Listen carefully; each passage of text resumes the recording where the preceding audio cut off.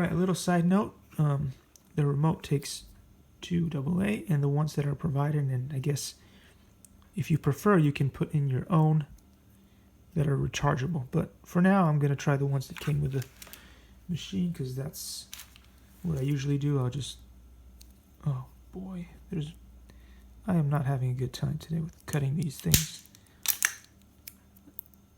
You should just be able to cut them without destroying your hands, but not today. Today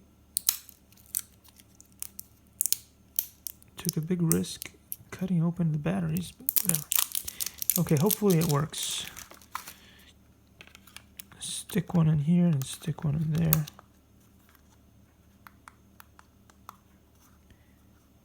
There does not seem to be any lights going. Oh no, there we go. The light turns on and that's how you know. Thanks for watching.